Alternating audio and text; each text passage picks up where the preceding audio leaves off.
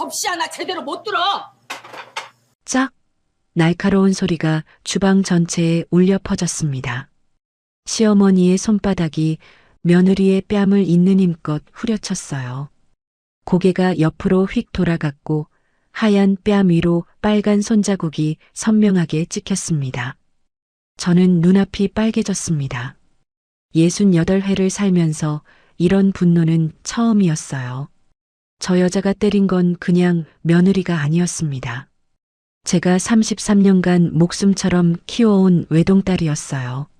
저는 주먹을 부들부들 떨었습니다.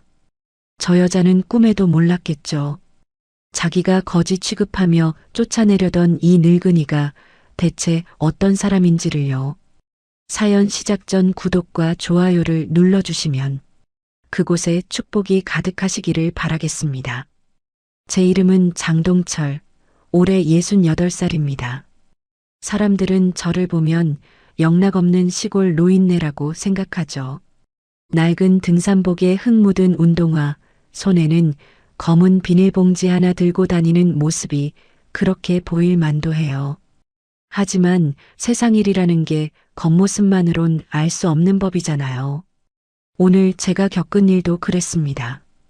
강남 테헤란로의 초고층 빌딩 23번째 층이었습니다.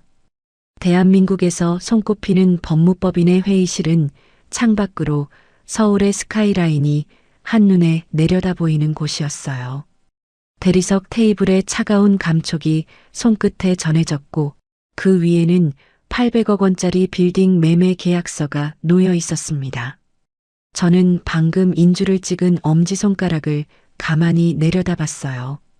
붉은 인주가 투박한 손톱 밑까지 스며들어 있었습니다.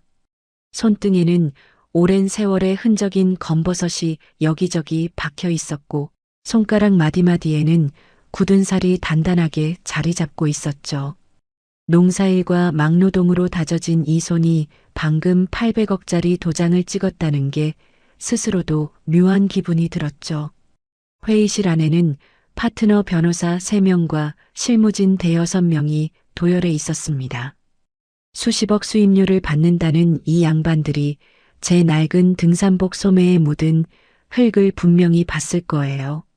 무릎이 나온 등산 바지도 때가 낀 운동화도 다 봤을 겁니다. 그런데도 허리를 90도로 꺾으며 연신 고개를 조아렸어요. 회장님, 정말 감사드립니다. 이번 거래도 무사히 마무리되어 다행입니다. 저는 고개만 살짝 끄덕였습니다. 이 사람들이 저한테 공손한 건 제가 대단한 사람이어서가 아니에요. 제 통장에 찍힌 숫자가 대단한 거죠. 그 차이를 모를 만큼 저는 어리석지 않았습니다. 68회를 살면서 그 정도는 깨달았어요. 계약서를 꼬깃꼬깃 접어 누런 서류 봉투에 넣으며 자리에서 일어섰습니다. 파트너 변호사가 얼른 다가와 엘리베이터까지 에스코트 하겠다고 했지만 저는 손사래를 쳤어요. 됐어요. 여기서 인사합시다. 로비로 내려오니 비서 김 실장이 기다리고 있었습니다. 깔끔한 양복 차림의 김 실장은 제 꼴을 보고도 눈 하나 깜짝하지 않았어요.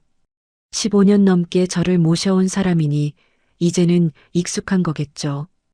회장님, 점심 예약해둔 호텔 일식집으로 모실까요? 오마카세 코스로 준비해뒀습니다. 됐어.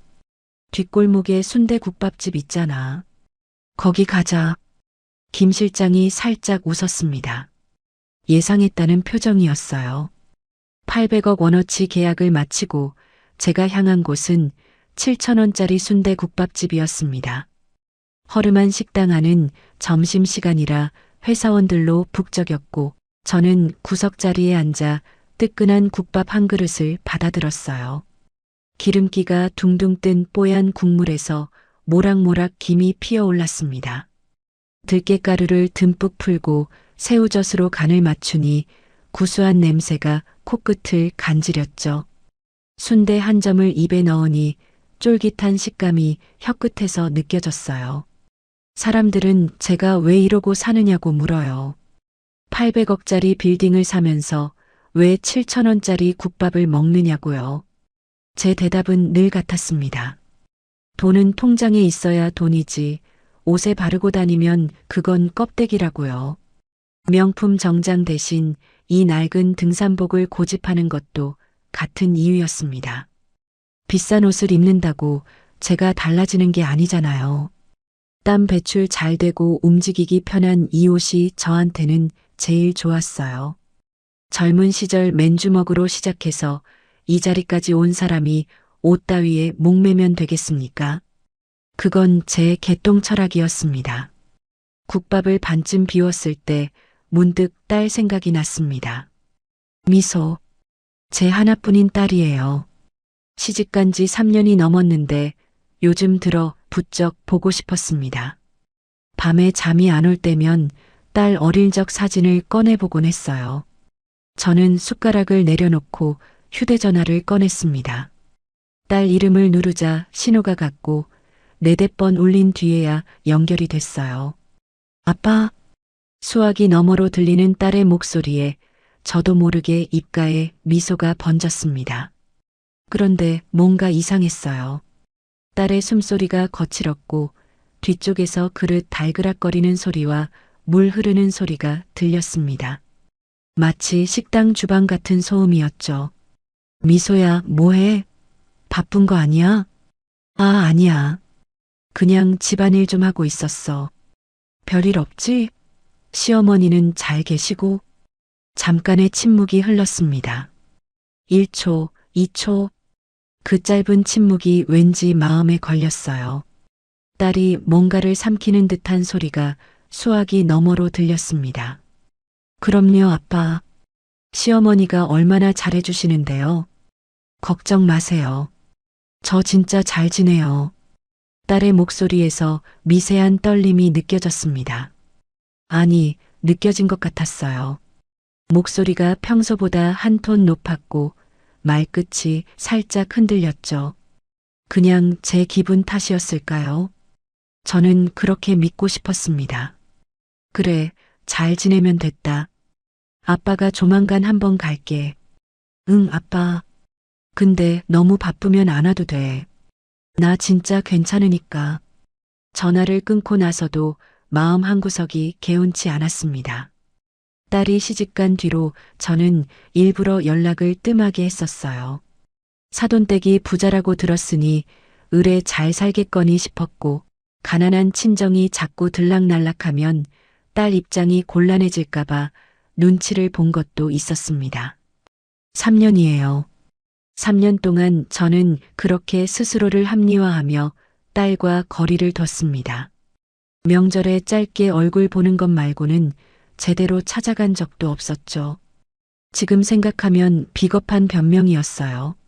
문득 3년 전 결혼식 날이 떠올랐습니다. 식장 한쪽에서 사돈 배영자가 혼수 목록을 훑어보더니 대놓고 혀를 차던 그 얼굴이요.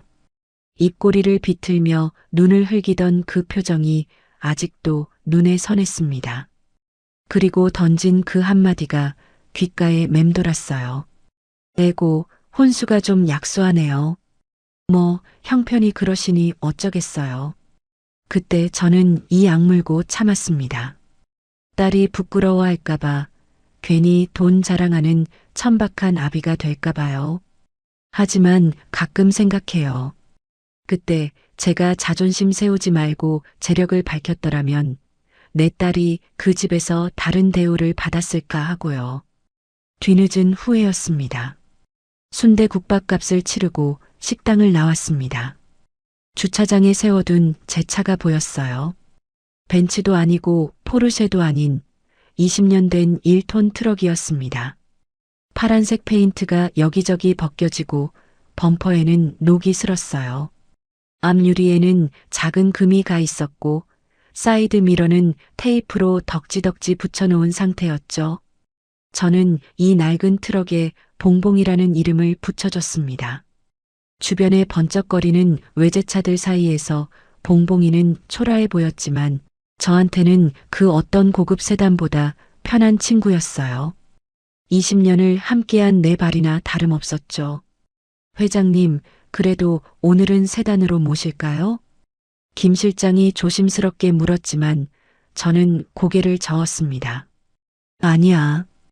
딸한테 줄 거 실어야 하니까 트럭이 나아. 저는 봉봉이 시동을 걸고 서울 외곽의 주말 농장으로 향했습니다.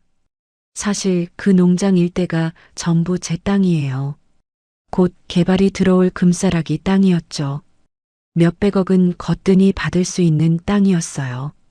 하지만 저는 그곳을 개발하지 않고 그냥 텃밭으로 쓰고 있었습니다.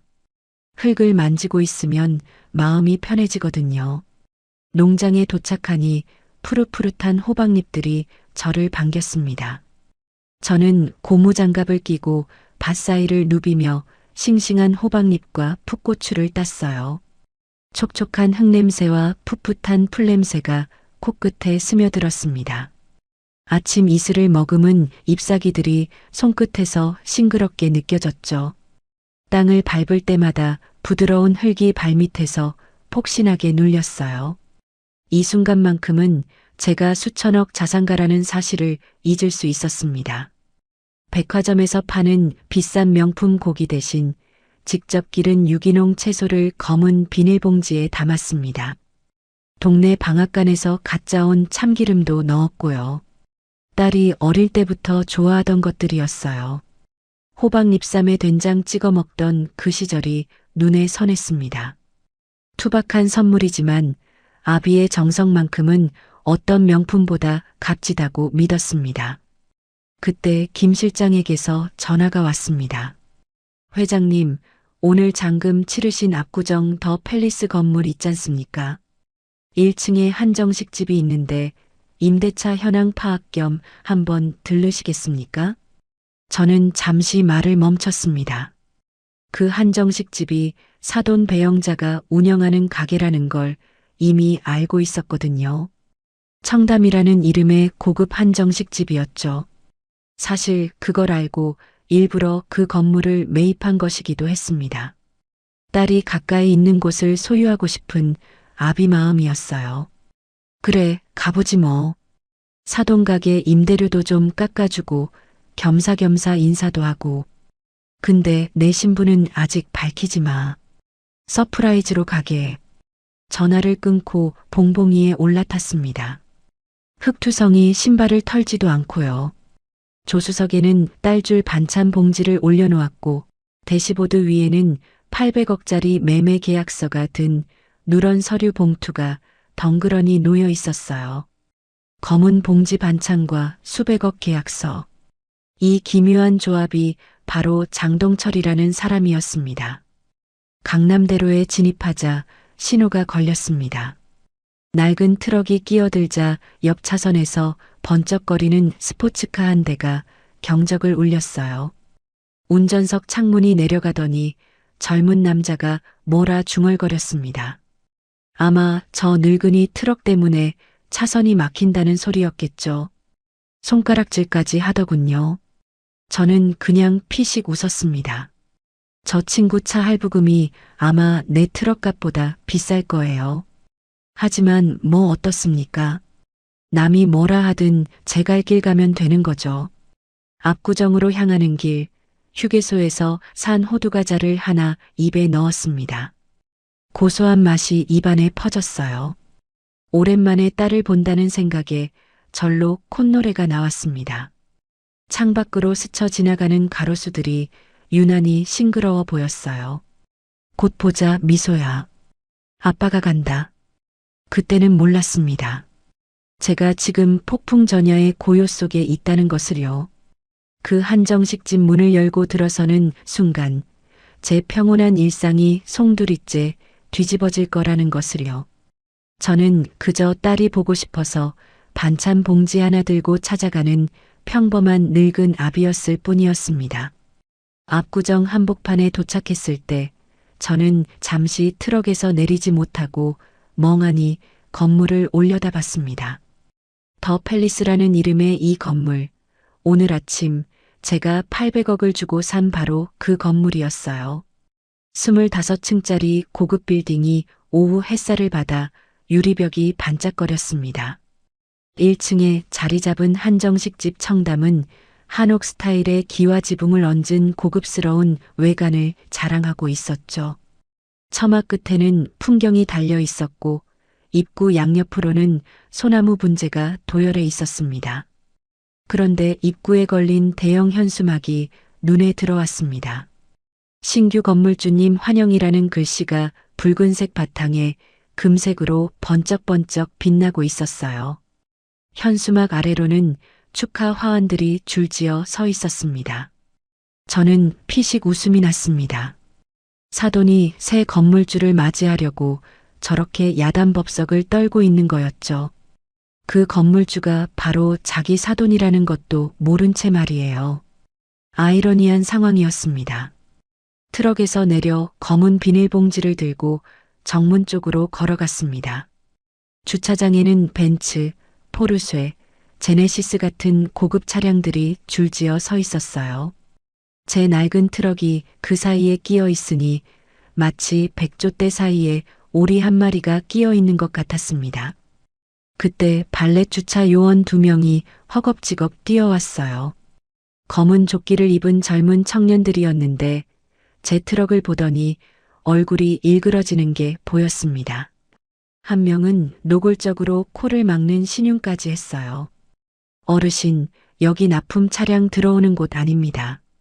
식자재 배달이시면 뒤쪽 하역장으로 가세요. 목소리에 짜증이 묻어 있었습니다. 저는 고개를 저었습니다. 납품 온 거 아니야. 나 여기 손님이고 사장님 사돈이라고. 두 청년이 서로 눈빛을 교환했어요. 한 명이 픽하고 헛웃음을 흘렸습니다. 그 눈빛에 담긴 의미를 저는 너무나 잘 알았습니다. 이 늙은이가 헛소리를 한다는 표정이었죠. 한 명이 팔짱을 끼며 코웃음을 쳤습니다. 어르신, 농담도 참. 사장님 사돈이시라고요? 저희 사장님 사돈은 서울에서 알아주는 분이신데요. 그 말에 속으로 쓴웃음이 났습니다. 서울에서 알아주는 분이라. 틀린 말은 아니었어요. 다만 이 청년들이 상상하는 모습과 실제 제 모습이 너무 달랐을 뿐이죠. 저는 더 이상 실랑이 하고 싶지 않았습니다. 그래, 알았어. 차는 저기 구석에 세워둘 테니까. 트럭을 주차장 구석진 곳에 대충 세워두고 걸어서 정문으로 향했습니다. 발렛 요원들이 수군거리는 소리가 등 뒤로 들렸어요. 아마 미친 노인네라고 했겠죠. 신경 쓰지 않았습니다. 중요한 건 딸을 만나는 것이었으니까요. 가게 안으로 들어서는 순간 저는 잠시 숨이 멎는 것 같았습니다. 내부가 상상 이상으로 화려했거든요. 입구부터 금박 장식이 번쩍거렸고 한쪽 벽면에는 비단 잉어들이 노니는 대형 연못이 설치되어 있었어요. 주황색과 흰색 잉어들이 유유히 헤엄치는 모습이 눈길을 끌었습니다. 바닥은 윤이 나는 대리석이었고 천장에는 한지로 만든 고급 조명이 은은하게 빛나고 있었습니다. 은은한 디퓨저 향기가 코끝을 스쳤어요. 고급스러운 향이었지만 어딘가 과하다는 느낌이 들었죠. 하지만 그 화려함이 제 눈에는 허영심의 집약처럼 보였어요. 지나치게 번쩍거리는 금박 장식, 굳이 실내에 만들어 놓은 연못, 손님보다 인테리어가 주인인 것 같은 분위기. 사돈 영자의 성격을 그대로 보여주는 공간이었습니다. 돈으로 품위를 사려고 했지만 진짜 품위는 돈으로 살 수 없다는 걸 모르는 사람의 취향이었죠. 홀 한쪽에서 날카로운 목소리가 들려왔습니다. 고개를 돌려보니 영자가 직원들을 일렬로 세워놓고 복장 점검을 하고 있었어요. 머리끝부터 발끝까지 명품으로 휘감은 모습이었습니다.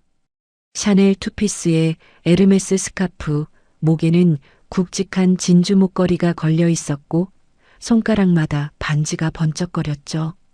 손목에는 금색 시계가 햇빛을 받아 빛났습니다. 65살 나이에 저렇게 치장하려면 돈이 얼마나 들었을까요? 하지만 아무리 비싼 옷을 입어도 사람의 품격까지 바꿀 수는 없는 법이었습니다. 오늘 회장님 오셔. 먼지 한 톨이라도 보이면 그날로 짐 싸. 알아들었어? 목소리가 칼날처럼 날카로웠습니다. 직원들이 고개를 조아리며 네, 사장님을 연발했습니다. 다들 얼굴이 하얗게 질려 있었어요. 공포에 질린 표정들이었습니다. 영자는 한 여직원 앞에서 걸음을 멈추더니 삿대질을 했어요. 손가락이 여직원의 코앞까지 닿을 듯 말 듯 흔들렸습니다. 너 립스틱 색깔이 왜 그래? 장례식장이야? 당장 가서 바르고 와. 여직원이 울먹이며 화장실로 뛰어갔습니다. 그 모습을 보며 저는 속이 씁쓸해졌습니다. 화려한 겉모습과 달리 사람 대하는 품이 천박하기 그지없었거든요. 직원 한 명 한 명을 사람이 아니라 도구처럼 대하는 모습이었어요. 저런 사람 밑에서 내 딸이 3년을 살았다니 가슴 한구석이 먹먹해졌습니다. 딸이 전화할 때 목소리가 떨렸던 이유가 조금씩 이해되기 시작했어요. 그때 가게 통유리에 제 모습이 비쳤어요. 무릎이 나온 등산 바지, 흙 묻은 운동화, 손에 든 검은 비닐봉지. 주변의 화려한 인테리어와 대비되니 영락없는 시골에서 올라온 촌로였습니다. 스스로 봐도 이 공간에 어울리지 않는 모습이었죠. 홀을 둘러봤지만 딸은 보이지 않았습니다. 카운터에도 없었어요. 룸으로 통하는 복도 쪽도 살폈지만 딸의 모습은 어디에도 없었습니다. 불안감이 가슴 한쪽에서 스멀스멀 피어올랐습니다. 분명 전화할 때 그릇 소리와 물소리가 들렸는데 설마 주방에 있는 건 아니겠지 하는 생각이 들었어요. 손님들 앞에서 서빙하는 것도 아니고 주방에서 일을 한다고요. 제 딸이요. 말도 안 되는 상상이었지만 점점 불길한 예감이 현실이 되어가는 것 같았습니다. 주변을 두리번거리는데 식사 중이던 손님들의 시선이 느껴졌습니다. 한쪽 테이블에 앉은 중년 부부가 저를 보며 수군거렸어요. 남자는 양복 차림이었고 여자는 진주 귀걸이를 하고 있었습니다. 목소리가 작지 않아서 내용이 들렸습니다. 저 사람 뭐야? 노숙자야? 여기 물 관리 안 해? 그러게. 어떻게 들어온 거야? 직원들 뭐 하는 거야? 여자가 손부채질을 하며 얼굴을 찡그렸습니다. 마치 냄새가 난다는 듯이요. 얼굴이 화끈거렸습니다. 68회를 살면서 이런 수모를 당한 적이 몇 번이나 있었을까요? 하지만 꾹 참았어요. 여기서 소란을 피우면 딸 입장만 곤란해질 테니까요. 주먹을 꽉 쥐었다가 천천히 폈습니다. 카운터 쪽으로 시선을 돌렸을 때 익숙한 뒷모습이 보였습니다. 사위 성훈이었어요. 36살 먹은 장정이 카운터 의자에 기대앉아 휴대전화로 뭔가를 열심히 하고 있었습니다. 화면을 힐끗 보니 게임이었어요. 손가락이 화면 위를 바쁘게 움직이고 있었고 입에서는 낄낄거리는 웃음이 새어나왔습니다. 장인이 들어오는 것도 모르고 게임에 열중한 채 낄낄거리는 모습이 한심하기 짝이 없었습니다. 저 녀석이 내 딸의 남편이라니 씁쓸한 마음이 들었어요. 저는 사위에게 다가가려고 발걸음을 옮겼습니다. 딸이 어디 있는지 물어보려고요. 그때 앞을 가로막는 사람이 있었어요. 매니저로 보이는 중년 여성이었습니다. 단정한 정장 차림에 명찰을 달고 있었죠. 위아래로 저를 훑어보더니 인상을 찌푸렸어요. 입꼬리가 실룩거리는 게 불쾌함을 참고 있다는 게 느껴졌습니다. 어르신, 여기 어떻게 들어오셨어요? 예약 없으시면 안 됩니다. 아, 나 여기 사장님 사돈이야. 딸 보러 왔어. 매니저의 눈썹이 꿈틀했습니다.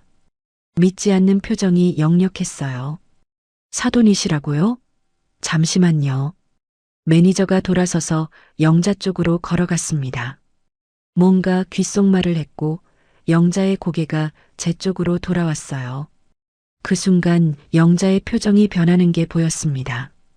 처음에는 의아함, 그 다음에는 경악, 그리고 마지막에는 노골적인 혐오였죠. 영자가 성큼성큼 걸어왔습니다. 하이힐 소리가 대리석 바닥에 딱딱 울렸어요. 그 발걸음에서 불쾌함이 그대로 느껴졌습니다. 발을 내디딜 때마다 살기가 번쩍거리는 것 같았어요. 코앞까지 다가오더니 손으로 코를 막는 신용을 했습니다. 노골적인 제스처였죠. 얼굴에는 역겨움이 가득했고 눈은 마치 벌레를 보는 것 같았습니다. 아니, 이게 무슨 냄새야? 목소리가 홀 전체에 울릴 만큼 컸습니다. 주변 손님들이 일제히 고개를 돌렸어요. 저는 등줄기에서 식은땀이 흘러내리는 것을 느꼈습니다. 영자는 저를 위아래로 훑어보며 혀를 찼습니다. 등산복에 흙 얼룩, 낡은 운동화, 검은 비닐봉지. 그 시선에 경멸이 담겨 있었어요. 사돈, 여기가 어디라고 이 꼴로 찾아온 거예요? 밭에서 일하다 바로 온 거예요? 반가움은 일도 없는 목소리였습니다. 마치 길에서 벌레를 발견한 사람 같은 표정이었어요. 3년 만에 마주한 사돈의 첫마디가 이것이었습니다. 입술이 파르르 떨렸지만 꾹 눌러 참았어요. 저는 할 말을 잃었습니다. 손에 들린 검은 비닐봉지가 갑자기 무겁게 느껴졌어요. 딸 주려고 새벽같이 밭에 나가 직접 따온 호박잎과 참기름이 든 이 봉지가 이 순간만큼은 초라하게 느껴졌습니다. 아침에 봉지에 넣을 때만 해도 딸이 좋아할 거라고 생각했는데 지금 이 상황에서는 그저 누추해 보일 뿐이었죠. 하지만 더 마음이 아픈 건 따로 있었어요. 저 뒤 어딘가에 있을 제 딸이 이런 사람 밑에서 어떤 대우를 받으며 살았을지 그 생각에 가슴이 서늘하게 식어갔습니다. 전화할 때 들렸던 그릇소리와 물소리가 다시 떠올랐어요. 설마 하는 불안감이 점점 확신으로 바뀌어가고 있었습니다. 내 딸 미소는 대체 어디에 있는 걸까요? 영자가 제 몰골을 위아래로 훑어봤습니다. 그 시선이 마치 더러운 것을 보는 듯 했어요. 등산복의 흙 얼룩에서 시작해 무릎이 나온 바지, 그리고 낡은 운동화까지 천천히 내려가더니 손에 들린 검은 비닐봉지에서 멈췄습니다. 눈썹이 잔뜩 찌푸려졌어요. 코를 막는 신용을 하며 한 발짝 물러섰습니다. 그 한 발짝이 칼날처럼 가슴에 박혔어요. 이게 뭐예요? 밤매다 오신 거예요? 연락도 없이 이게 무슨 예의 없는 짓이래요. 목소리가 날카롭게 홀 전체에 울렸습니다. 마치 일부러 다른 사람들에게 들으라는 듯이 크게 말하는 것 같았어요. 주변 손님들이 일제히 고개를 돌렸습니다. 저는 얼굴이 화끈거렸지만 꾹 참고 비닐봉지를 내밀었습니다. 미소 주려고 가져왔어요. 호박잎이랑 참기름인데 직접 농사 지은 거라. 말이 채 끝나기도 전에 영자가 손을 내저었습니다. 마치 파리를 쫓는 것 같은 동작이었어요. 그러더니 제가 내민 봉지를 손가락 2개로 집어들었습니다. 엄지와 검지로 봉지 끝을 잡는 모습이 마치 오물을 만지는 것 같았죠. 어머, 축축해. 흙이 떨어지잖아요. 더러워라. 그리고는 봉지를 바닥에 툭 던졌습니다. 아무렇지 않게 정말 쓰레기 버리듯이요. 제가 새벽 5시에 일어나 밭에 나가 정성껏 딴 호박잎이 대리석 바닥 위에 나뒹굴었어요. 이슬 맺힌 싱싱한 잎사귀들이었는데 지금은 그냥 바닥에 흩어진 쓰레기처럼 보였습니다. 봉지가 열리면서 푸른 잎사귀 몇 장이 밖으로 튀어나왔어요. 참기름 병이 대굴대굴 굴러가서 테이블 다리에 부딪혀 멈췄습니다. 가슴이 철렁 내려앉았습니다. 딸 주려고 정성껏 준비한 것들이 저렇게 바닥에 내팽개쳐지다니 눈시울이 뜨거워지는 것을 느꼈어요. 하지만 여기서 눈물을 보일 수는 없었습니다. 허리를 숙여 봉지를 주우려는데 영자가 제 앞을 가로막았습니다. 하이힐 코가 제 손등 바로 앞에 딱 멈췄어요. 사돈, 오늘이 무슨 날인지 알아요? 우리 가게 새 건물주 회장님이 오시는 날이에요. 수백억짜리 빌딩 주인이시라고요. 영자의 목소리가 점점 높아졌습니다. 손가락으로 제 가슴팍을 콕콕 찔러대며 말을 이었어요. 손톱이 날카로워서 아팠지만 밀쳐낼 수가 없었습니다. 그런 귀한 분 오시는 날 사돈이 이 꼴로 여기 있으면 어떡해요. 수준 떨어지게. 손님들 다 쳐다보잖아요. 뒤를 돌아보니 정말로 손님들이 이쪽을 구경하고 있었습니다. 수군거리는 소리가 웅성웅성 들렸어요. 한 중년 남자가 휴대전화를 들고 이쪽을 찍는 것 같았습니다. 아마 웃긴 영상이라도 올리려는 모양이었죠. 수치심이 발끝에서부터 치밀어 올랐습니다. 사돈, 나 딸 보러 온 거예요. 미소 어디 있어요? 미소요? 미소는 지금 바빠요. 사돈 상대할 시간 없다고요.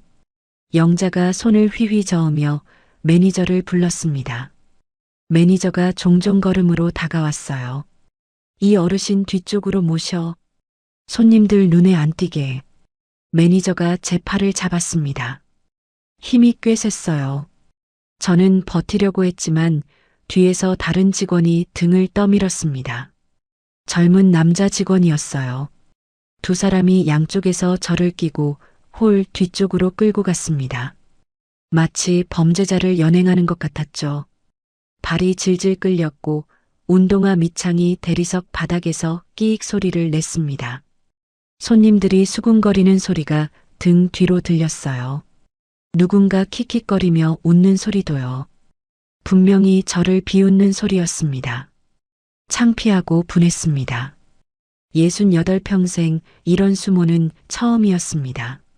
눈앞이 아찔했어요. 화장실 옆 좁은 통로로 밀려났습니다. 홀의 은은한 디퓨저 향기와 달리 이쪽은 락스 냄새와 음식물 쓰레기 냄새가 뒤섞여 코를 찔렀어요. 어디선가 하수구 냄새도 났습니다. 형광등 불빛이 깜빡거렸고 바닥에는 물기가 질퍽거렸어요. 구석에는 쓰레기 봉투가 산더미처럼 쌓여 있었고 파리 몇 마리가 주변을 맴돌았습니다. 같은 가게 아닌데 천지 차이였죠. 손님들에게 보여주는 화려한 얼굴과 감추고 싶은 추한 뒷모습. 영자라는 사람을 그대로 보여주는 공간 같았습니다. 영자가 뒤따라왔습니다. 하이힐이 물기 있는 바닥에서 딱딱거렸어요. 가끔 미끄러지는지 휘청거리면서도 제 앞까지 성큼성큼 걸어왔습니다. 제 앞에 서더니 팔짱을 끼고 위에서 아래로 내려다봤어요. 키가 저보다 작은데도 하이힐 덕분에 눈높이가 비슷했습니다. 그 눈빛에 경멸이 가득했어요. 사돈, 솔직히 말할게요. 나 오늘 진짜 중요한 날이에요. 이 건물 새 주인한테 잘 보여야 재계약을 받든지 하지. 근데 사돈이 이 꼬락서니로 나타나면 내가 얼마나 창피해요? 저는 아무 말도 할 수 없었습니다. 입술을 꽉 깨물었어요. 이 여자가 그렇게 만나고 싶어하는 건물주가 바로 나라고 당장이라도 소리치고 싶었습니다. 하지만 참았어요. 지금 판을 엎으면 딸이 더 힘들어질 것 같았거든요.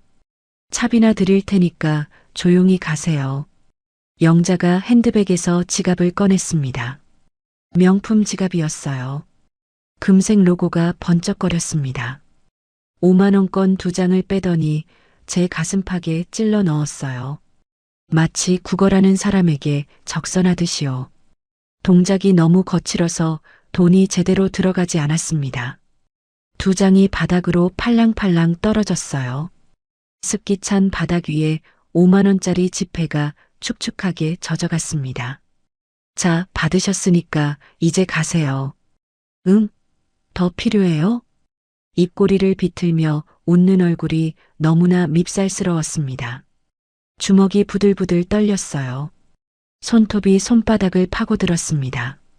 피가 날 것 같았지만 느껴지지 않았어요.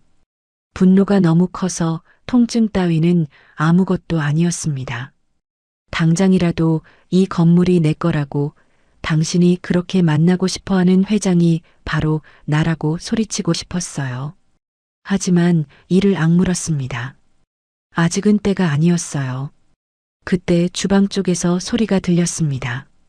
그릇 부딪히는 소리, 물 흐르는 소리, 그리고 사람들 고함 소리. 아까 전화할 때 들었던 바로 그 소리였어요. 심장이 덜컥 내려앉았습니다. 어이, 미소 씨.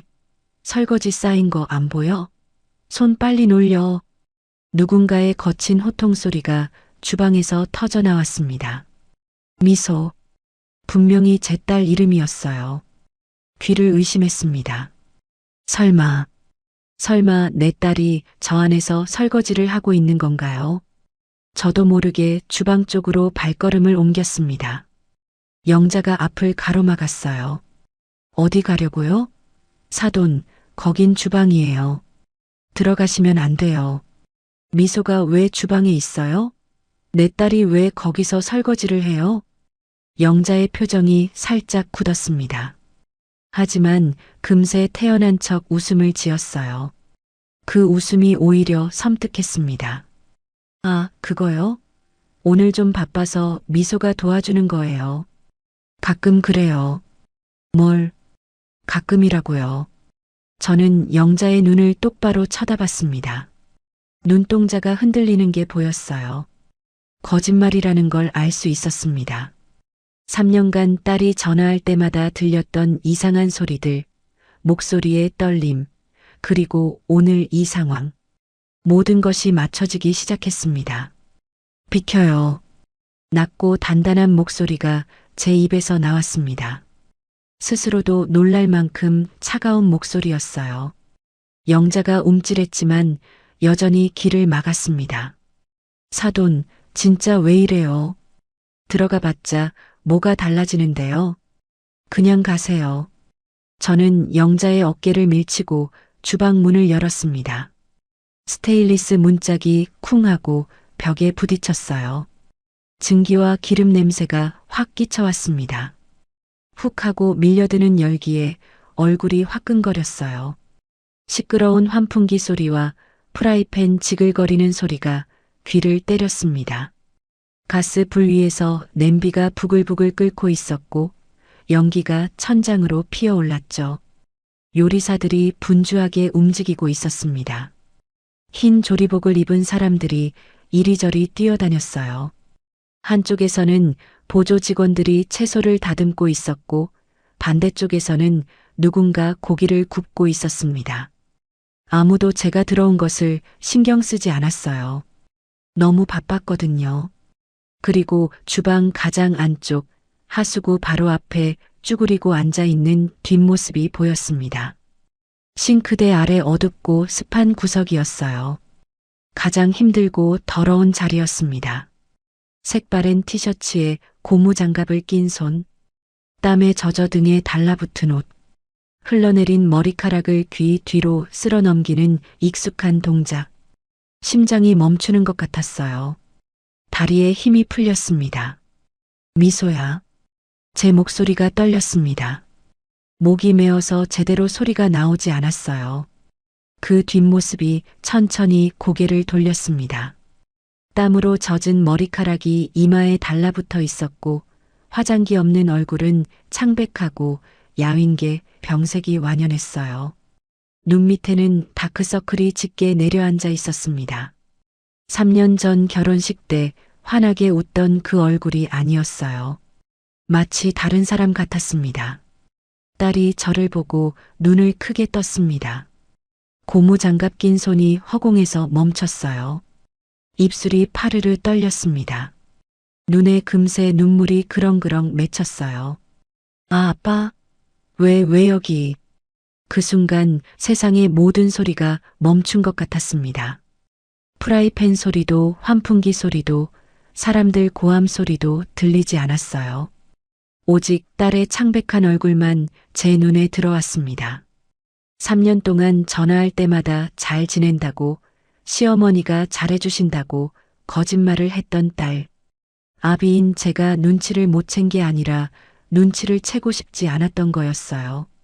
가슴 속에서 무언가가 와르르 무너져 내리는 소리가 들렸습니다. 내 딸이, 내 하나뿐인 귀한 딸이 시어머니 가게 주방 바닥에서 설거지를 하고 있었습니다. 하수구 옆에 쭈그리고 앉아서요. 식모도 이런 식모가 없었습니다. 3년간 내 딸이 이렇게 살았던 겁니다. 저는 주방 안으로 뛰어들어갔습니다. 뜨거운 증기와 기름 냄새를 뚫고 요리사들 사이를 비집었어요. 누군가 어이 위험해요 하고 소리쳤지만 들리지 않았습니다. 오직 딸에게로 달려가는 것만이 중요했어요. 가까이서 본 미소의 모습은 더 처참했습니다. 고급 한복을 입은 시누이나 시어머니와 달리 딸은 색바랜 티셔츠에 낡은 고무장갑을 끼고 있었어요. 옷에는 기름때가 얼룩져 있었고 머리카락은 땀에 젖어 이마에 달라붙어 있었습니다. 헐렁한 고무장화를 신은 발이 하수구 물에 절반쯤 잠겨 있었어요. 미소야, 이게 무슨 꼴이냐? 목소리가 떨렸습니다. 딸이 황급히 일어서더니 고무장갑 낀 손을 등 뒤로 감췄어요. 하지만 저는 이미 봤습니다. 장갑 사이로 보이는 손가락 마디마디가 빨갛게 부어 있었어요. 저는 딸의 손목을 잡아당겨 손을 앞으로 가져왔습니다. 고무장갑을 벗기자 딸의 손이 드러났습니다. 갈라지고 물에 불어 터진 손가락들이었어요. 손톱 밑에는 때가 꼈고 손등에는 붉은 상처 자국이 여기저기 나 있었습니다. 세제에 닿아서 그런지 피부가 하얗게 일어나 있었어요. 손가락 사이사이가 갈라져서 피가 맺혀 있는 곳도 있었습니다. 동상 걸린 것처럼 손끝이 퉁퉁 부어 있었고요. 이건 하루 이틀 일한 손이 아니었습니다. 몇 달, 아니 몇 년을 이렇게 일해야 이런 손이 되는 거예요. 눈물이 핑 돌았습니다. 아빠, 괜찮아. 이거 별거 아니야. 미소가 손을 빼려고 했지만 저는 놓지 않았습니다. 가슴이 찢어지는 것 같았어요. 내가 곱게 키운 딸의 손이 이렇게 됐다니. 어릴 때 피아노 치던 그 고운 손이, 대학 졸업장 받던 그 손이 이 꼴이 됐습니다. 별거 아니긴. 너 시집와서 이러고 살았어? 3년 동안? 딸이 고개를 떨궜습니다. 대답하지 않았어요. 하지만 그 침묵이 모든 것을 말해주고 있었습니다. 저는 주변을 둘러봤어요. 싱크대에는 설거지거리가 산더미처럼 쌓여 있었고 기름때 묻은 냄비와 프라이팬이 탑처럼 쌓여 있었습니다. 바닥에는 음식물 찌꺼기가 널려 있었어요. 하수구에서는 역한 냄새가 올라왔고 파리 몇 마리가 주변을 맴돌았습니다. 내 딸이 3년간 이런 곳에서 일했다는 게 믿기지 않았습니다. 아빠, 여기서 이러면 안 돼. 제발 가줘. 응? 미소가 저를 밀어냈습니다. 눈에 눈물이 그렁그렁했지만 애써 웃으려고 했어요. 입꼬리를 억지로 올리는 게 보였습니다. 그 억지 미소가 더 가슴을 후벼 팠어요. 오늘만 좀 바빠서 도와주는 거야. 평소엔 아니래. 진짜야, 아빠. 뻔한 거짓말이었습니다. 저 손이 증거였어요.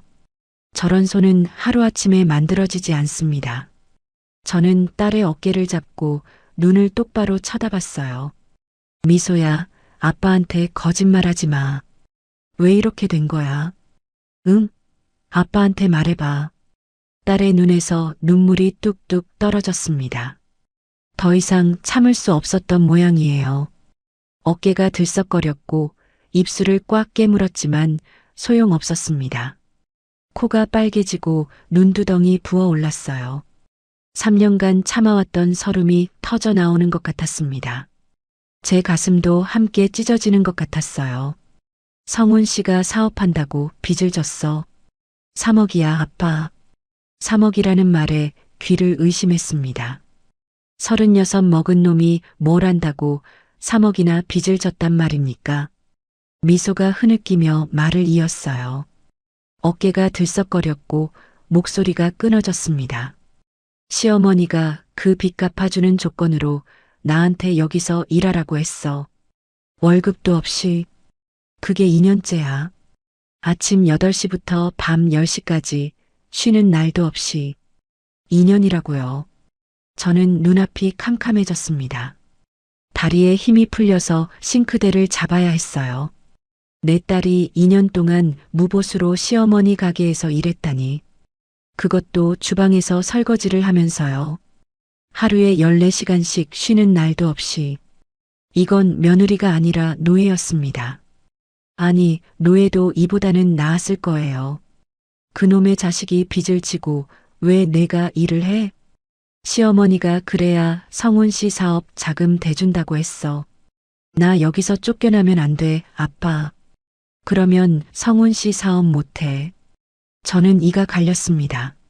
사위 그놈이 빚을 지고 시어머니는 그걸 빌미로 내 딸을 부려먹고 정작 그놈은 밖에서 게임이나 하고 있었습니다. 분노가 치밀어 올랐어요. 성훈이 그놈은 뭐 하는데? 마누라가 이렇게 일하는데 왜 가만히 있어? 미소가 고개를 저었습니다. 체념한 표정이었어요. 그 사람은 원래 그래. 어머니 앞에서는 아무 말도 못해. 그때 주방 문이 벌컥 열렸습니다. 영자가 들어왔어요. 하이힐을 신은 채로 주방 바닥을 아무렇지 않게 밟으며 들어왔습니다. 저와 미소가 붙어 있는 것을 보더니 얼굴이 일그러졌어요.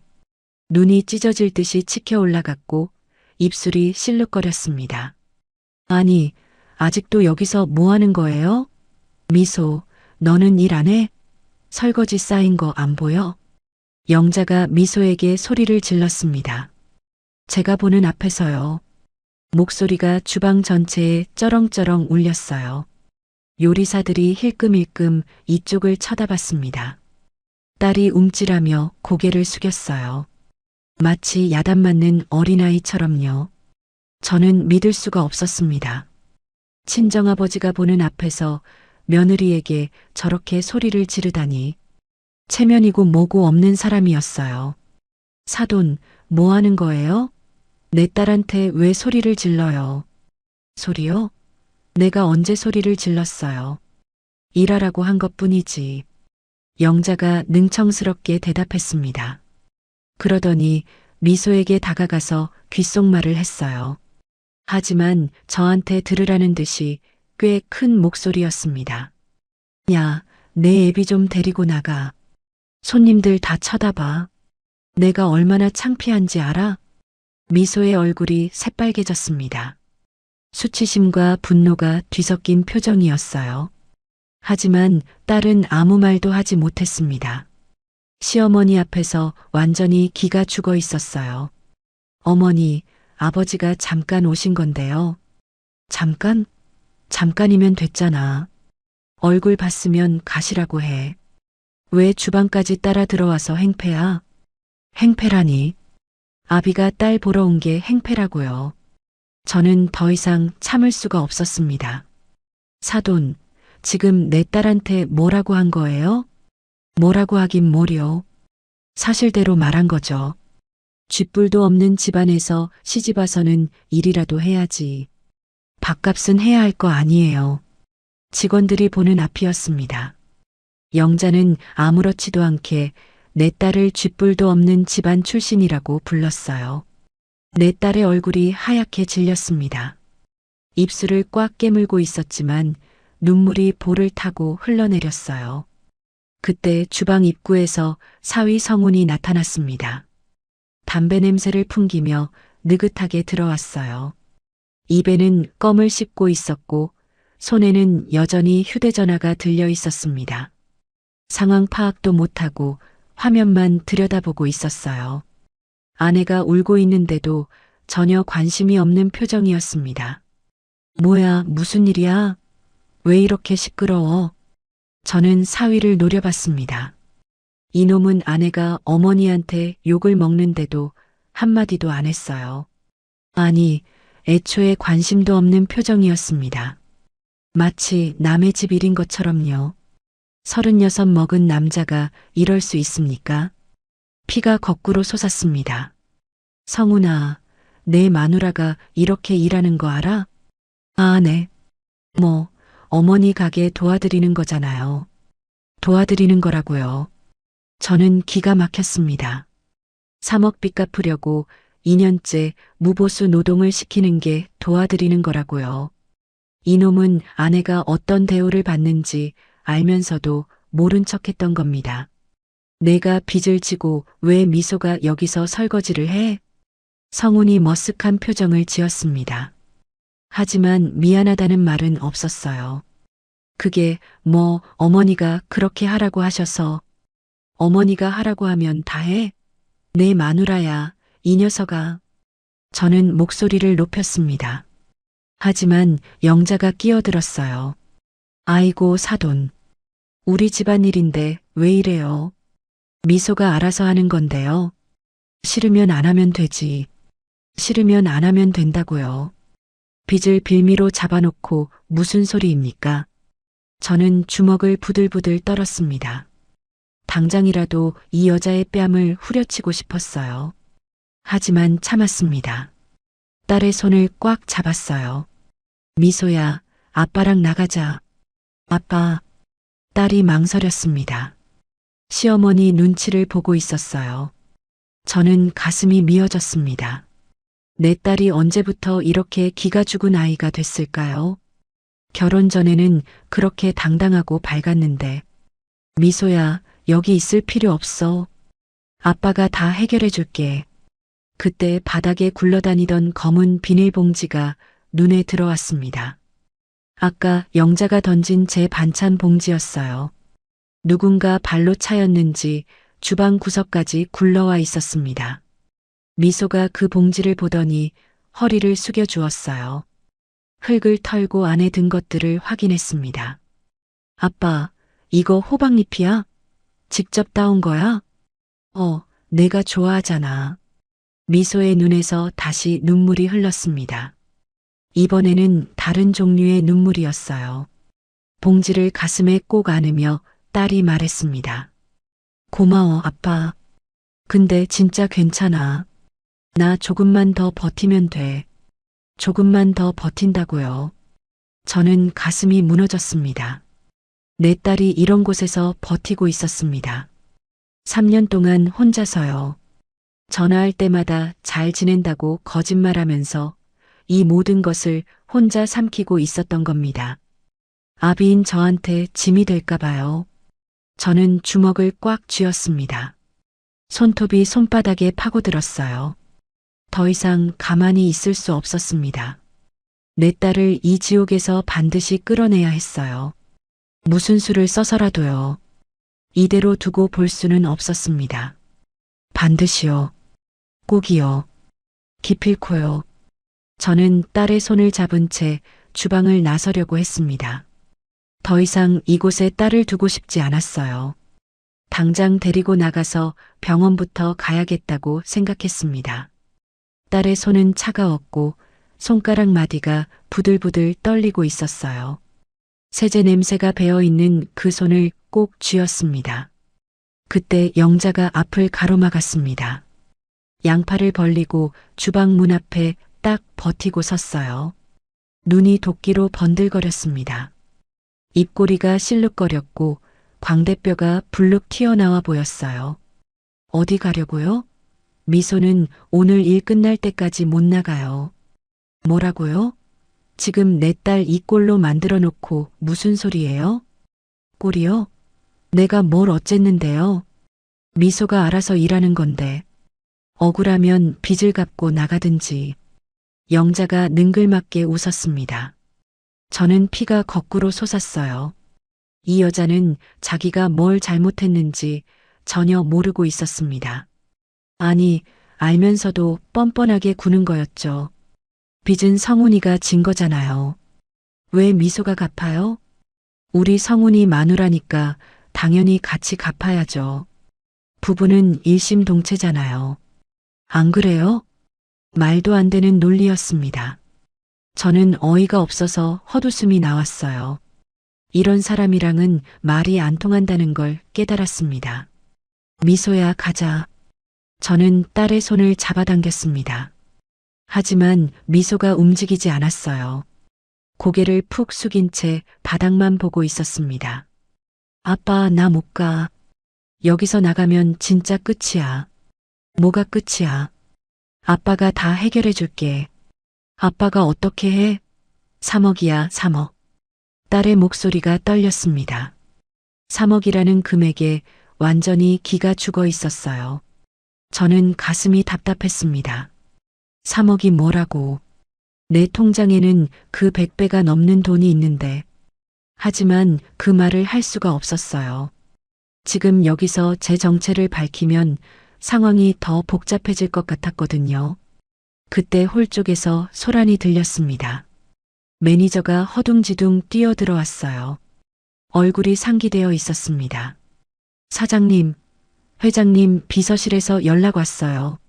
거의 다 오셨대요. 영자의 표정이 순식간에 바뀌었습니다. 저한테 보이던 그 도끼 서린 얼굴이 사라지고 들뜬 표정이 떠올랐어요. 눈이 반짝거렸습니다. 진짜? 얼마나 남았대? 15분이요. 어머, 큰일이네. 다들 준비해. 영자가 부산하게 움직이기 시작했습니다. 아까까지 저한테 악다구니를 쓰던 사람이 맞나 싶을 정도로 태도가 달라졌어요. 거울을 보며 머리를 만지고 립스틱을 고쳐 바르고 옷매무새를 다듬었습니다. 진주 목걸이 위치도 조절하고 반지가 잘 보이게 손을 펴보기도 했어요. 180도 달라진 모습이었죠. 돈 앞에서 이렇게 천박해질 수 있는 인간이라니. 저는 그 모습을 보며 속이 뒤틀렸습니다. 저 여자가 저렇게 만나고 싶어하는 회장이 바로 나인데 내 앞에서는 개처럼 굴면서 돈 있는 사람 앞에서는 꼬리를 치다니. 인간이 이렇게까지 이중적일 수 있습니까? 역겨웠습니다. 미소, 너 뭐해? 얼른 그릇 준비해. 영자가 딸에게 소리쳤습니다. 회장을 맞이할 준비로 정신이 없으면서도 딸 부려먹는 건 잊지 않았어요. 회장님, 접대용 도자기 있잖아. 그거 꺼내. 빨리. 미소가 후다닥 창고 쪽으로 뛰어갔습니다. 저는 딸의 뒷모습을 바라보며 주먹을 꽉 쥐었어요. 시어머니가 호통을 치면 벌벌 떨며 복종하는 딸의 모습이 너무 안쓰러웠습니다. 잠시 후 미소가 커다란 나무 상자를 들고 나왔습니다. 상자 안에는 고급 도자기 그릇들이 들어 있었어요. 청아백자였습니다. 하나에 수십만 원은 할 것 같은 도자기들이었어요. 조선시대 도자기를 재현한 고급품이라고 했습니다. 조심해. 그거 깨지면 내 몸값으로도 못 갚아. 영자가 날카롭게 경고했습니다. 미소가 조심조심 상자를 옮기는데 손이 떨리는 게 보였어요. 아까 본 그 거칠고 상처난 손으로 무거운 상자를 드는 게 위태로워 보였습니다. 손목이 시큰거리는지 얼굴을 찡그렸어요. 저는 딸을 도와주려고 다가갔습니다. 그런데 영자가 제 앞을 막아섰어요. 사돈, 어디 만져요? 손에 흙 묻었잖아요. 비켜요. 그러면서 제 가슴을 손으로 밀쳤습니다. 갑작스러운 힘에 저는 뒤로 휘청거렸어요. 균형을 잡으려고 팔을 휘저었는데 그 순간 옆에 있던 미소와 부딪힐 뻔했습니다. 미소가 비명을 질렀습니다. 중심을 잃은 딸이 상자를 놓치지 않으려고 안간힘을 썼어요. 하지만 이미 기울어진 상자에서 도자기 몇 개가 미끄러져 나왔습니다. 그 순간 모든 것이 슬로 모션처럼 느껴졌습니다. 하얀 도자기가 공중에서 빙글빙글 돌았어요. 형광등 불빛을 받아 반짝거렸습니다. 청아백자 문양이 선명하게 보였어요. 그리고 대리석 바닥으로 떨어졌죠. 저는 손을 뻗었지만 닿지 않았습니다. 쨍그랑 날카로운 소리가 주방 전체에 울려 퍼졌습니다. 도자기가 산산조각이 났어요. 하얀 파편이 사방으로 튀었습니다. 바닥에 부딪혀 깨진 조각들이 발밑까지 굴러왔어요. 청아백자의 파란 문양이 여기저기 흩어졌습니다. 1초간의 정적이 흘렀습니다. 아무도 말하지 않았어요. 요리사들도 손을 멈추고 이쪽을 쳐다봤습니다. 파편만 바닥에서 굴러가는 소리가 들렸죠. 그리고 그 정적을 깬 건 영자의 비명이었습니다. 아, 내 도자기, 내 도자기. 영자가 머리를 쥐어뜯으며 소리를 질렀어요. 얼굴이 일그러졌습니다. 눈이 뒤집힐 것처럼 치켜 올라갔고 입에서는 거품이 일 것 같은 기세였어요. 목에 힘줄이 불끈 튀어나왔습니다. 회장님 드릴 접시였어. 이거 세트로 500만 원이야. 500만 원. 너 이거 어떻게 할 거야? 500만 원이라는 말에 미소의 얼굴이 하얗게 질렸습니다. 입술이 파르르 떨렸어요. 딸이 바닥에 주저앉아 파편을 맨손으로 주우려고 했습니다. 날카로운 조각에 손이 베이는 것도 모르고요. 미소야, 만지지 마. 저는 딸에게 달려갔습니다. 미소의 손에서 피가 뚝뚝 떨어지고 있었어요. 파편에 베인 상처에서 빨간 피가 흘러내렸습니다. 하지만 딸은 그걸 신경 쓸 여유도 없이 파편을 주워 담고 있었어요. 어떻게, 이거 어떻게. 미소가 울먹이며 중얼거렸습니다. 완전히 패닉 상태였어요. 손은 피투성이가 되어가는데 파편만 주워 담고 있었습니다. 저는 딸의 손목을 잡아 일으켜 세웠습니다. 그런데 그때 영자가 달려들었어요. 이성을 잃은 표정이었습니다. 눈이 풀려 있었고 입술이 파르르 떨렸어요. 인연이 미쳤어. 진짜 미쳤어. 영자가 미소의 머리채를 잡으려고 손을 뻗었습니다. 저는 반사적으로 딸을 감싸 안았어요. 영자의 손이 제 팔에 부딪혔습니다. 비켜요. 전현 때문에 다 망했어. 진정하세요, 사돈. 진정? 회장님, 올 접시가 깨졌는데 진정이 돼요? 재수 없는 것들이 꼬여서 다 망쳐놨어. 영자가 저를 밀쳐내고 미소에게 달려들었습니다. 그리고 미소의 뺨을 잇는 힘껏 때렸어요. 짝! 날카로운 소리가 울렸습니다. 미소의 고개가 옆으로 휙 돌아갔어요.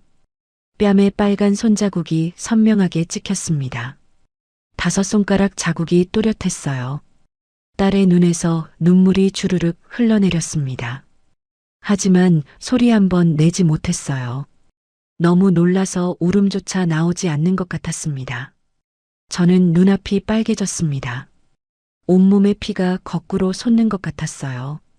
68회를 살면서 이런 분노는 처음이었습니다. 숨이 거칠어지고 심장이 미친 듯이 뛰었어요. 관자놀이가 욱신거렸고 손이 덜덜 떨렸습니다. 당장이라도 저 여자의 목을 조르고 싶은 충동이 치밀어 올랐어요. 영자는 거기서 멈추지 않았습니다. 또다시 손을 올렸어요.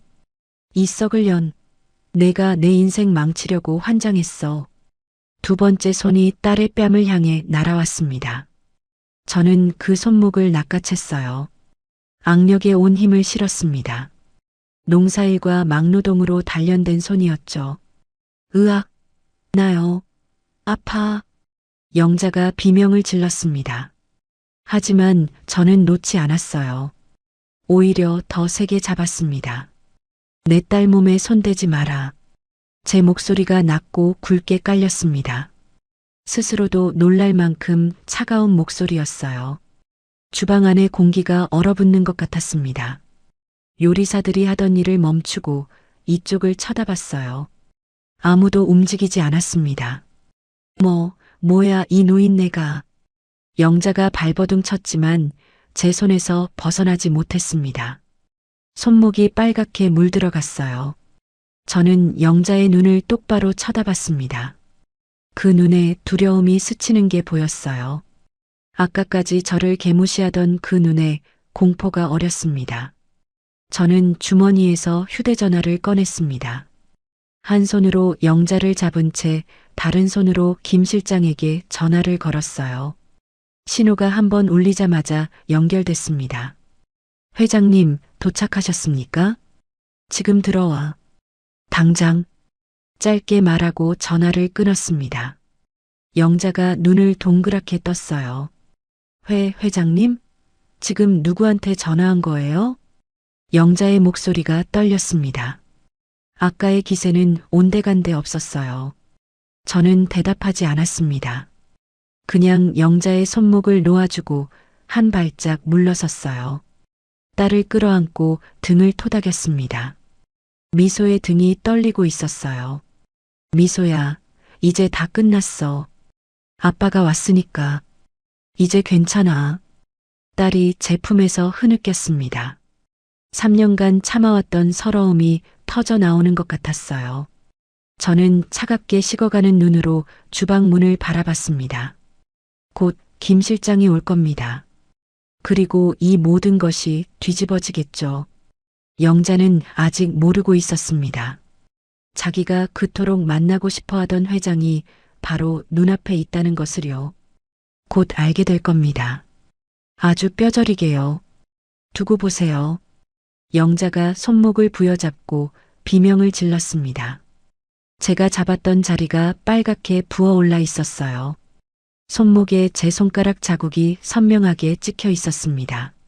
하지만 저는 전혀 미안하지 않았어요. 내 딸을 때린 손이었으니까요. 그 정도는 당해도 싸다고 생각했습니다. 이 노인네가 미쳤어. 사람 팔 분질러. 경찰 불러. 당장 경찰 불러. 영자가 악을 썼습니다. 목에 힘줄이 불끈 튀어나왔어요. 매니저가 허둥지둥 휴대전화를 꺼냈습니다. 손이 떨려서 제대로 번호를 누르지 못하는 것 같았어요. 저는 태연하게 서 있었습니다. 경찰이 오면 오히려 좋았어요. 누가 누구를 먼저 때렸는지 밝혀지면 되니까요. 경찰 부르세요. 누가 누구를 폭행했는지 따져봅시다. 제 목소리가 차가웠습니다. 영자가 움찔했어요. 먼저 딸을 때린 건 자기였으니까요. 주방에 있던 직원들이 다 봤습니다. 영자의 눈이 흔들렸어요. 뭐야? 내가 언제 때렸어? 난 안 때렸어. 뻔뻔한 거짓말이었습니다. 딸의 뺨에는 아직도 빨간 손자국이 선명했어요. 저는 미소의 얼굴을 가리키며 말했습니다. 저 자국이 뭐예요? 직원들 다 봤어요. 영자가 주변을 둘러봤습니다. 요리사들과 보조 직원들이 고개를 돌렸어요. 눈을 마주치지 않으려고 했습니다. 하지만 분명히 다 봤죠. 영자의 얼굴이 일그러졌어요. 야, 너희들. 뭘 봤어? 아무것도 못 봤지? 협박하는 목소리였습니다. 눈을 부라리며 직원들을 한 명씩 노려봤어요. 직원들이 움찔했습니다. 아무도 대답하지 않았어요. 사장한테 밉보이면 잘릴 테니까요. 고개를 푹 숙인 채 바닥만 보고 있었습니다. 영자가 그 침묵을 이용했어요. 입꼬리를 올리며 승리자처럼 웃었습니다. 봐요, 아무도 못 봤대요.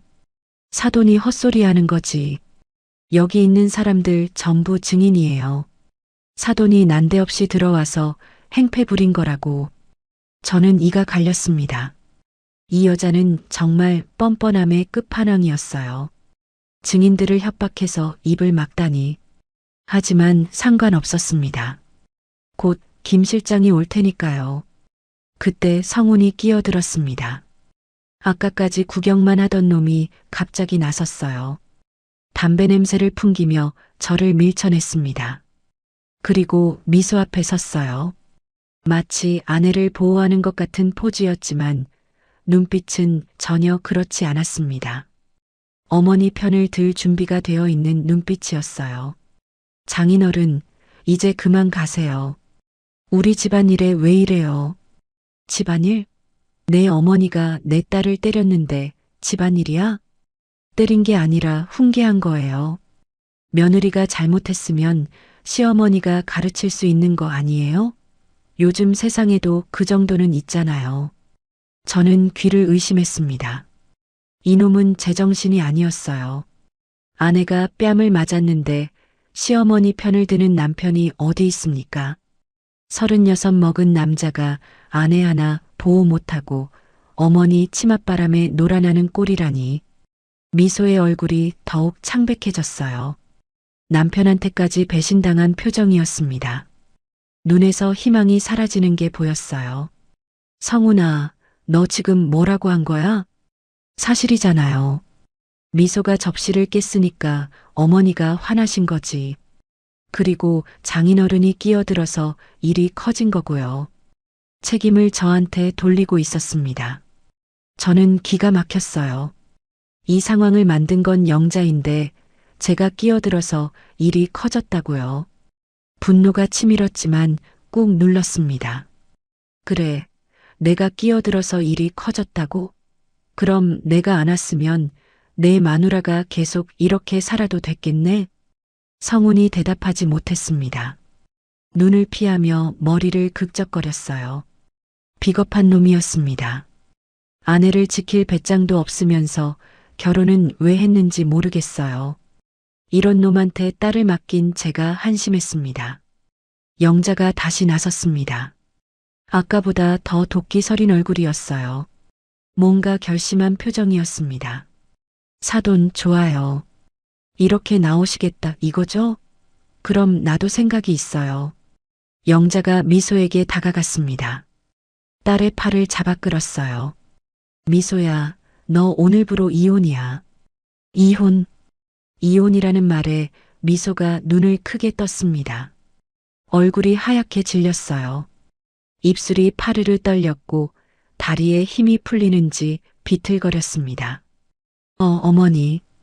그게 무슨 말이긴 뭐가 무슨 말이야. 내 애비가 이 지랄을 하는데 내가 왜 너를 며느리로 두고 있어야 해? 쥐뿔도 없는 집안에서 시집와서는 사고만 치고. 당장 나가. 영자가 미소를 홀쪽으로 밀쳤습니다. 힘이 꽤 셌어요. 딸이 비틀거리며 뒤로 넘어질 뻔했습니다. 저는 황급히 딸을 붙잡았어요. 미소의 몸이 나뭇잎처럼 떨리고 있었습니다. 이혼하면 빚은 어떡해요? 3억 다 갚으라고 할 거야? 미소가 떨리는 목소리로 물었습니다. 영자가 코웃음을 쳤어요. 당연하지. 빚 안 갚고 어딜 가? 이혼하려면 3억 다 갚고 가. 못 갚으면 집이라도 팔든지 부모 집이라도 담보 잡든지. 집이라고요. 미소 이름으로 된 재산은 아무것도 없었습니다. 전세금조차 시어머니가 대줬다고 했어요. 이혼하면 딸은 그야말로 빈털터리가 되는 겁니다. 거리로 나앉아야 할 판이었죠. 영자는 그걸 노리고 있었어요. 딸을 빚으로 묶어두고 평생 부려먹을 속셈이었습니다. 그러니까 얌전히 있어. 알았지? 내 애비 치우고 다시 일해. 접시값 500만 원도 내 빚에 추가야. 이제 3억 500만 원이다. 2년간 무보수 노동의 3억 빚, 거기에 500만 원까지. 딸을 완전히 노예로 만들 작정이었습니다. 저는 주먹을 부들부들 떨었어요. 손톱이 손바닥에 파고들어 피가 날 것 같았습니다. 이 악랄한 여자를 어떻게 해야 할지 모르겠더군요. 어머니, 제발이요. 저 열심히 할게요. 이혼만은. 미소가 영자에게 매달렸습니다. 무릎까지 꿇을 것 같은 기세였어요. 눈물이 볼을 타고 흘러내렸습니다. 코가 빨갛게 부어올랐고 눈두덩도 퉁퉁 부었어요. 딸이 이 악독한 시어머니에게 빌고 있었습니다. 세상에서 가장 싫어하는 사람에게 목숨처럼 매달리는 모습이었어요. 가슴이 찢어지는 것 같았습니다. 내가 이 모습을 보려고 딸을 키웠나 싶었죠. 그럼 내 애비 당장 내보내. 그리고 다시는 여기 얼씬도 못하게 해. 내 입으로 직접 말해. 영자가 손가락으로 저를 가리켰습니다. 명령하는 투였어요. 미소가 저를 돌아봤습니다. 눈에 눈물이 그렁그렁했어요. 입술을 깨물며 무언가 말하려고 했지만 말이 나오지 않는 것 같았습니다. 아빠, 미안해. 아빠 가줘야 할 것 같아. 제발. 딸의 그 말이 비수처럼 가슴에 박혔습니다. 내 딸이 나를 내쫓고 있었어요. 시어머니 눈치를 보느라 친아버지를 내쫓는 신세가 된 겁니다. 세상에 이런 서러운 일이 또 있을까요? 눈시울이 뜨거워졌어요. 미소야. 아빠, 제발. 나 여기서 쫓겨나면 진짜 갈 데가 없어. 빚 때문에 아무 데도 못 가. 딸의 목소리가 애절했습니다. 3억이라는 빚이 딸의 목을 죄고 있었어요. 저는 당장이라도 소리치고 싶었습니다. 3억이 뭐냐고, 아빠한테는 그 100배도 넘는 돈이 있다고. 하지만 입이 떨어지지 않았어요. 그때 홀 쪽에서 소란이 들렸습니다. 웅성거리는 소리와 함께 발소리가 가까워졌어요. 누군가 회장님 오신다고 외치는 소리도 들렸습니다. 영자의 얼굴이 환해졌어요. 어머, 회장님 오셨나 보다. 드디어. 영자가 부산하게 머리를 만지며 홀 쪽으로 향했습니다. 아까까지 살기등등하던 얼굴이 순식간에 만면에 미소를 띄었어요. 정말 180도 달라지는 모습이었죠. 역겨웠습니다. 저는 딸의 손을 꼭 잡았습니다. 차갑고 떨리는 손이었어요. 하지만 이제 곧 모든 게 뒤집어질 겁니다. 김 실장이 들어오는 순간 영자는 자기가 그토록 기다리던 회장이 누구인지 알게 되겠죠. 그 얼굴이 어떻게 변할지 벌써부터 눈에 선했습니다. 주방 문이 열렸습니다. 찬바람이 훅 불어왔어요. 검은 양복을 빳빳하게 차려입은 김 실장이 들어왔습니다. 백발이 단정하게 빗어 넘겨져 있었고 눈빛은 날카로웠어요. 그 뒤로 검은 양복을 입은 경호원 2명이 따라왔습니다. 덩치가 산만했죠. 주방 안의 공기가 순식간에 바뀌었어요. 김 실장이 저를 보더니 깊이 허리를 숙였습니다. 90도 가까이 숙이는 정중한 인사였어요. 회장님 부르셨습니까? 그 한마디에 홀이 순간 조용해졌습니다. 요리사들이 하던 일을 멈췄고 직원들이 눈을 동그랗게 떴어요. 모든 시선이 저에게로 쏠렸습니다. 영자의 얼굴이 굳어졌어요. 눈이 휘둥그레졌고 입이 반쯤 벌어졌습니다. 뭔가 잘못됐다는 걸 직감한 표정이었죠. 당연하죠. 회장님? 영자가 더듬거렸습니다. 저를 보고 김 실장을 보고 다시 저를 봤어요. 머릿속에서 뭔가 계산하는 것 같았습니다. 하지만 계산이 안 맞는다는 표정이었어요. 그도 그럴 것이 자기가 개 취급하던 촌로가 800억짜리 빌딩 주인이라니 믿기지 않겠죠. 저는 천천히 영자를 향해 돌아섰습니다. 그리고 평생 처음으로 차갑게 웃었어요. 입꼬리만 올라가는 웃음이었습니다. 왜요, 사돈? 회장 얼굴이 궁금하셨잖아요. 여기 있습니다. 이 꼴로 찾아온 시골 촌로가 바로 그 회장이에요. 영자의 얼굴에서 핏기가 싹 빠졌습니다. 입술이 파르르 떨렸어요. 아까까지 그렇게 기세등등하던 사람이 맞나 싶을 정도로 쪼그라들었습니다. 무릎이 후들거리는지 뒤에 있는 조리대를 붙잡았어요. 저는 딸을 끌어안았습니다. 그리고 영자를 똑바로 쳐다보며 말했어요. 사돈, 이제 우리 제대로 얘기 좀 해봅시다.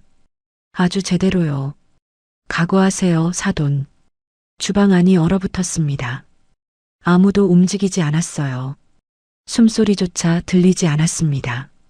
프라이팬에서 지글거리던 소리마저 멈춘 것 같았어요. 모든 시선이 저와 김 실장 사이를 오갔습니다.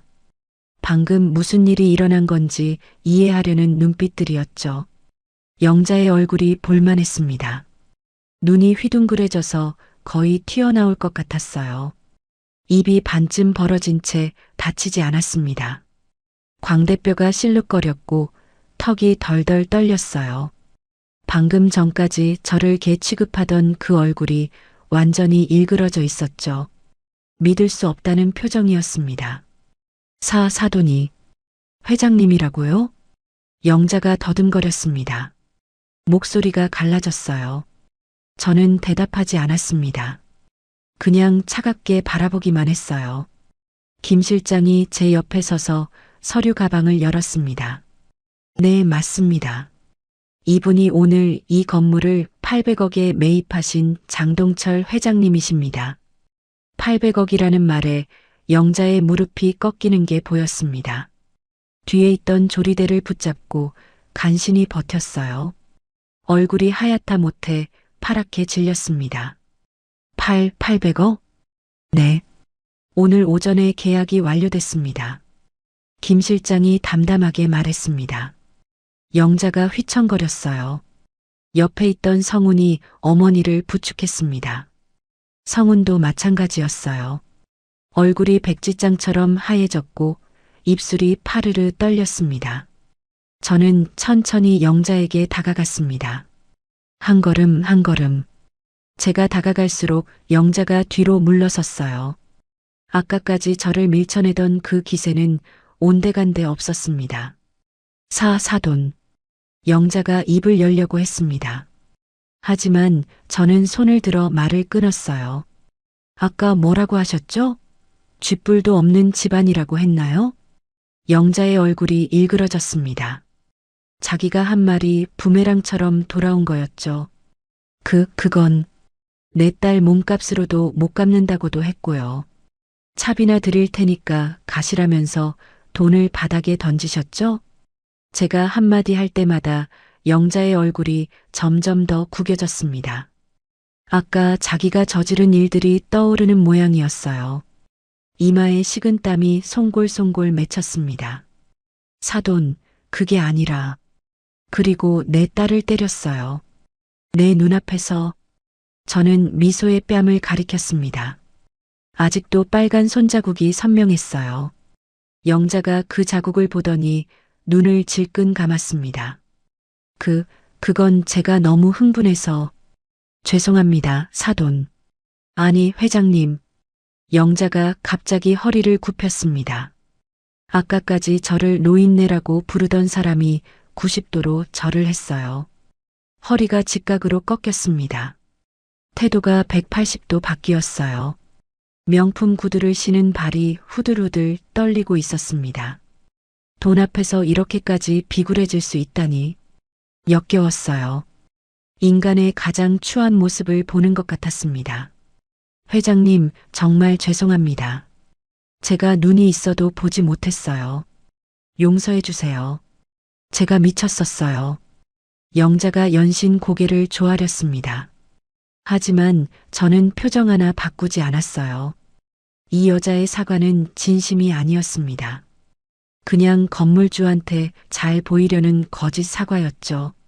사과는 나한테 할 게 아니라 내 딸한테 해야죠. 저는 미소를 가리켰습니다. 딸이 아직도 멍하니 서 있었어요. 무슨 상황인지 제대로 파악하지 못하는 표정이었습니다. 미소야. 영자가 미소에게 다가가려고 했습니다. 하지만 저는 딸 앞을 가로막았어요. 가까이 오지 마세요. 차가운 목소리에 영자가 멈칫했습니다. 저는 영자를 똑바로 쳐다보며 말했어요. 사돈, 아니 이사장. 내 딸이 2년간 여기서 어떤 대우를 받았는지 나 다 알아요. 영자의 눈이 흔들렸습니다. 3억 빚을 빌미로 무보수 노동을 시켰죠. 하루 14시간씩 쉬는 날도 없이. 그것도 모자라서 며느리를 하수구 앞에서 설거지시키고 오늘은 뺨까지 때렸어요. 제가 말할 때마다 영자의 어깨가 움츠러들었습니다. 주변 직원들이 수군거리기 시작했어요. 다들 충격받은 표정이었습니다. 사장님이 며느리한테 저런 짓을 했다니 하는 눈빛들이었죠. 이게 사람이 할 짓입니까? 저는 목소리를 높였습니다. 영자가 고개를 푹 숙였어요. 아까까지의 기세는 완전히 사라지고 쪼그라든 모습이었습니다. 그래서 결정했습니다. 저는 김 실장을 돌아봤습니다. 김 실장이 서류 가방에서 문서를 꺼냈어요. 이 가게 임대차 계약 해지하겠습니다. 영자의 얼굴이 다시 하얘졌습니다. 방금 돌아오던 핏기가 다시 싹 빠졌어요. 눈이 커졌고 입이 벌어졌습니다. 마치 사형 선고를 받은 사람 같은 표정이었죠. 다리가 후들거렸습니다. 해지요? 그게 무슨... 네. 건물주 권한으로 계약 해지 통보합니다. 30일 내로 이 자리 비워주세요. 인테리어 비용 청구 같은 거 하지 마시고요. 오히려 내가 원상복구 비용 청구해야 할 판입니다. 김 실장이 해지 통보서를 영자에게 내밀었습니다. 영자가 떨리는 손으로 서류를 받았어요. 종이가 바들바들 떨렸습니다. 글씨를 제대로 읽지도 못하는 것 같았어요. 이러시면 안 돼요, 회장님. 이 가게가 제 전부예요. 여기 문 닫으면 저 어떡해요. 20년 넘게 키워온 가게라고요. 영자가 갑자기 제 발치에 무릎을 꿇었습니다. 털썩하는 소리가 크게 울렸어요. 아까까지 저를 쫓아내려던 그 여자가 바닥에 엎드렸습니다. 명품 투피스가 주방 바닥 물기에 젖는 것도 모르고 매달렸어요. 진주 목걸이가 바닥에 찰랑거렸고 완벽하게 세팅했던 머리카락이 흐트러졌습니다. 체면고 뭐고 다 버린 모습이었죠. 제발요, 회장님. 한 번만 봐주세요. 제가 잘못했어요. 다시는 안 그럴게요. 울먹이는 목소리였습니다. 하지만 저는 냉정했어요. 이 여자가 내 딸한테 한 짓을 생각하면 동정심 따위 생기지 않았습니다. 사돈, 내 딸이 2년 동안 여기서 얼마나 울었는지 알아요? 내 딸이 얼마나 참고 버텼는지 알아요? 저는 미소를 돌아봤습니다. 딸의 눈에서 눈물이 흘러내리고 있었어요. 하지만 이번에는 서러운 눈물이 아니었습니다. 뭔가 다른 감정이 섞인 눈물이었죠. 아빠, 미소가 저에게 다가왔습니다. 저는 딸을 꼭 안아주었어요. 딸의 몸이 떨리고 있었습니다. 미소야, 이제 끝났어. 아빠가 왔으니까 다 끝난 거야. 딸이 제 품에서 흐느꼈습니다. 3년 동안 참아왔던 서름이 터져 나오는 것 같았어요. 저는 딸의 등을 토닥이며 영자를 돌아봤습니다.